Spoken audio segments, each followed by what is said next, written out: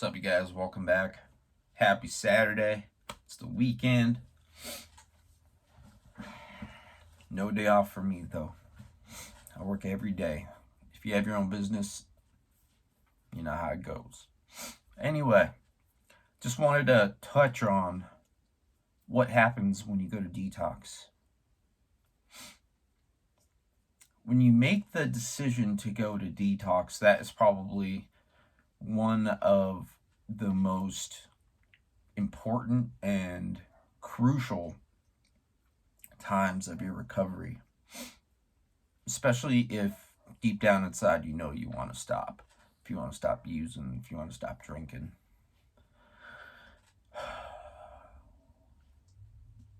Most people think that is step one, in your recovery.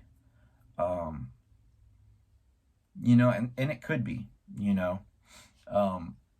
step one could also mean, hey, I'm done. I can't do this anymore. I need help. That's all. That could also be step one. It's going to be different for everybody.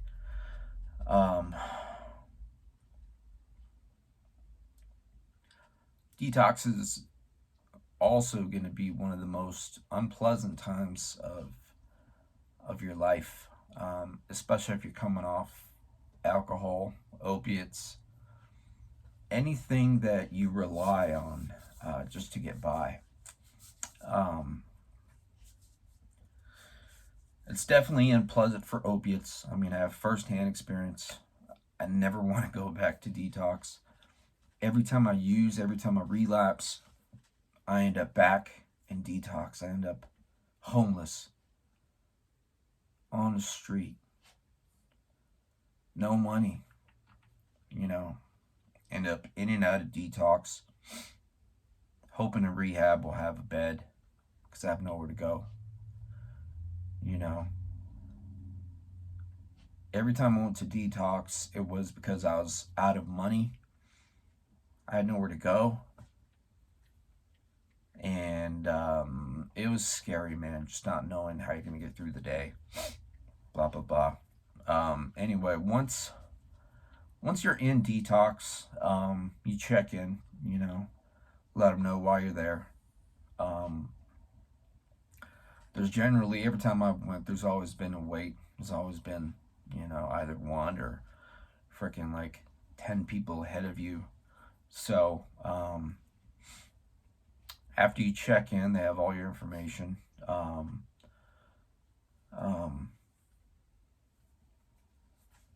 You go into another room, whatever. You start the check-in process. They're going to check your vitals. They're going to ask you a crap ton of questions. Your substance abuse history, your alcohol, history, everything. And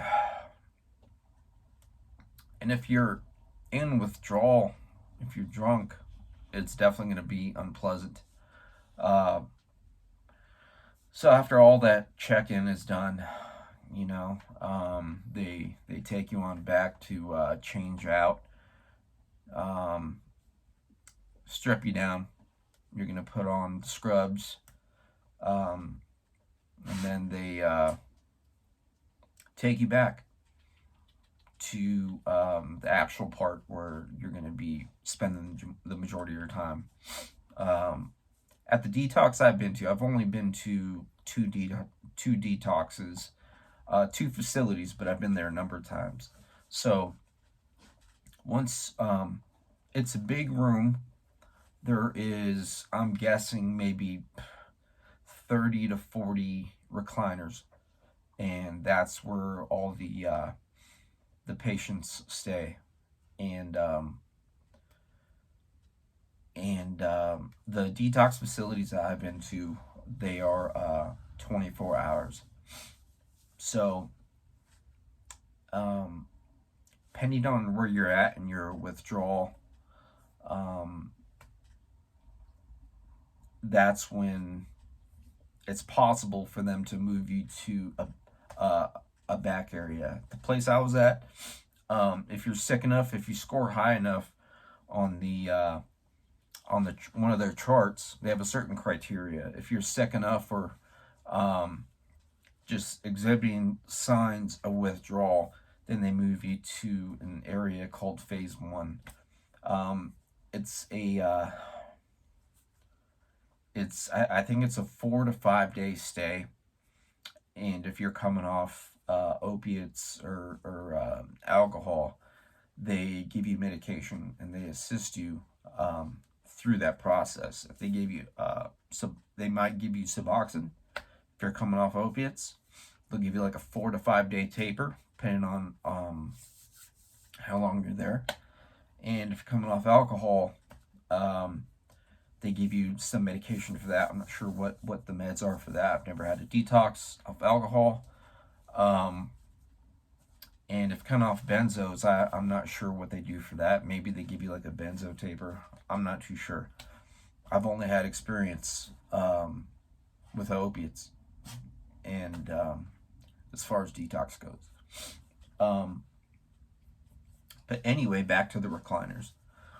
So you're pretty much going to be sitting in a recliner, either falling asleep or just staring, just browsing around, looking at everybody. There's people there from all walks of life. You can have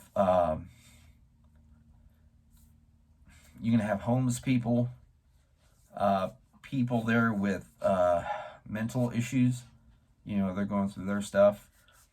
There's a lot of people there because they're homeless. They have nowhere to go, especially in the winter time. The winter time is when it's the most populated, just because they don't want to sleep outside. Throughout your stay in the triage, I forgot to say they call it the triage area with the recliners. Every 2 hours, they check your vitals, and they ask you a bunch of questions as to what physically you're going through, and that's how they score you. And if you score high enough, and they have room in the back for you for the next phase of detox, then they move you there. So the questions that they would ask me is, what symptoms of withdrawal are you going through right now? And then you'd let them know whatever you're going through. The chills, the watery eyes, the sneezing, the dry heaving, the blah, blah, blah, blah, blah. Everything that you're going through. And they score you every 2 hours. There's going to be a lot of people there that they are just not feeling the best. There's people there screaming. There's people there that their anxiety is through the roof, and they're on edge. Sometimes you get clients or patients barking at each other, just talking crap to each other because they don't feel good. Some people there, are very disrespectful, and you're just on edge. And I've seen maybe like 1 or 2 fights in there. Staff will come in and try and break it up. Sometimes it gets to the point, if the issue is big enough, the police will come and take care of that situation, especially if it's an assault, whatever. Or if someone tries to bring drugs in. Detox sucks, but it's definitely a lifesaver. I'm thankful that it's there.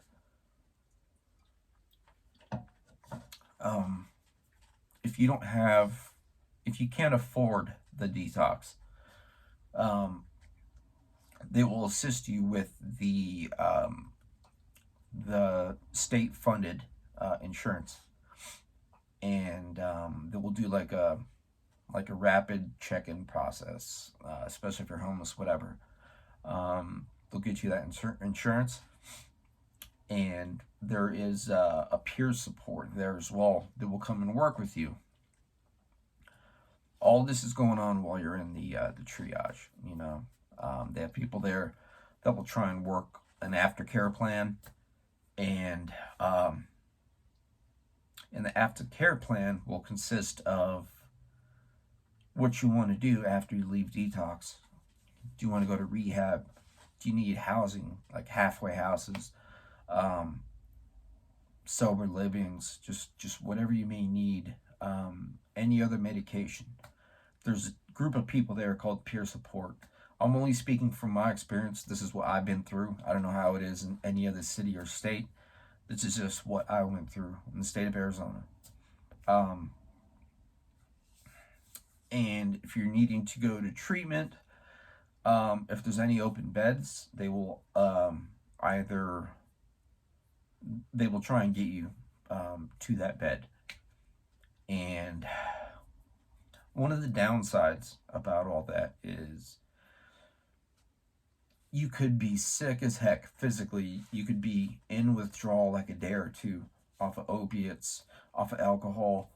If there's no beds next door at the phase 1, you have to check out. And then you have the option to check back in. You have to wait. You have to start the entire process over.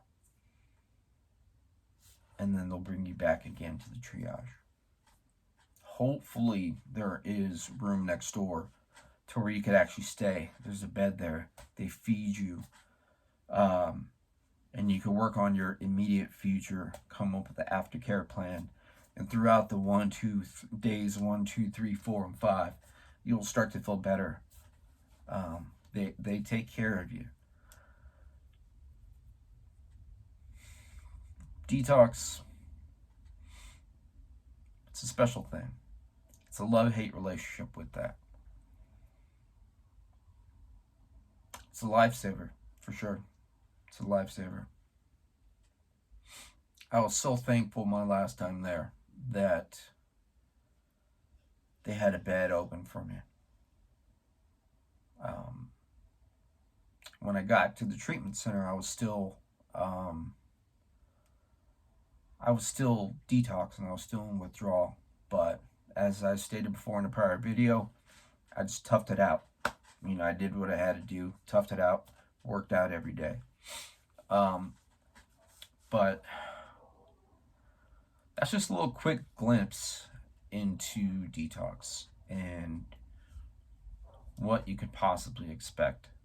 The main thing is, while you're there, it's best to open up, tell them what you want. Pardon the dog next door. But yeah, let them know, communicate with them, let them know what you want. They can't read your mind, especially if you're sick. When you're sick and withdrawal, you do not want to be talking to people. You don't want to get out of that recliner. And you really don't want to work with these people because you're just sick. I'm only speaking from experience. I didn't want to get out of the recliner. I didn't want to talk to anybody. I didn't want to talk about an aftercare plan in the future or whatever. But I forced myself. And when I forced myself, I was able to get into the rehab and start my recovery process. Thankfully I did that. And I'm here today, 4 years clean. I gave myself a chance. I gave other people a chance to help me, and it worked. And parents, this is a message for the parents. This is only my experience. This is what I went through. If you're trying to get a loved one, a son or daughter, nephew, whatever, only if it was that easy to tell them to go to detox, go to rehab, and get better. But I'm here to tell you it's not that easy. If they are at rock bottom, it's really up to them. If they are deep in their addiction, it's really up to them. The only thing that you can do as a parent, as a family member, as someone that cares about an addict, is to educate yourself. Educate yourself on their addiction. Educate yourself as to the resources that are around you. Educate yourself on tough love. Educate yourself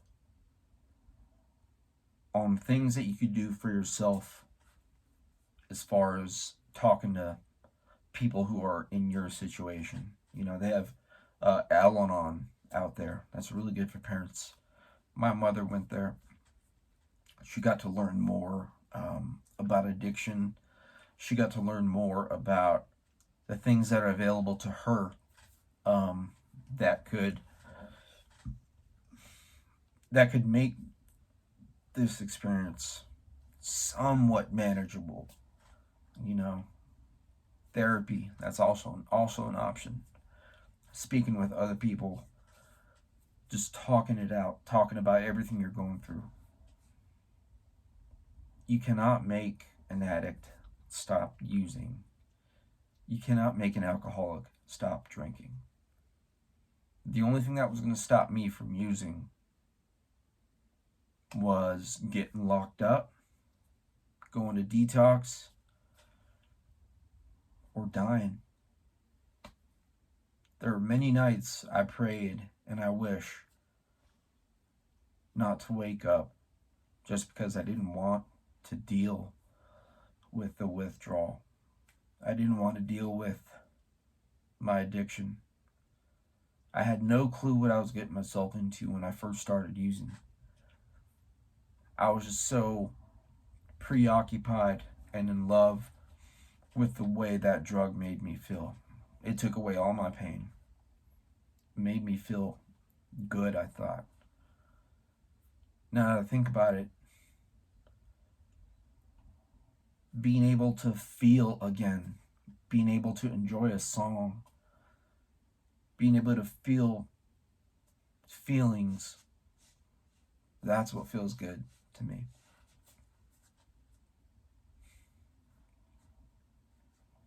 But like I said, education is important. This is all my experience. This is not medical advice. If you guys have any questions out there about addiction, about what to do next, doesn't matter what phase you're at in addiction, I know what would be the next best move. I could give you all the advice. I've been through a lot in regards to addiction. I'm a certified recovery support specialist. I used to work with addicts.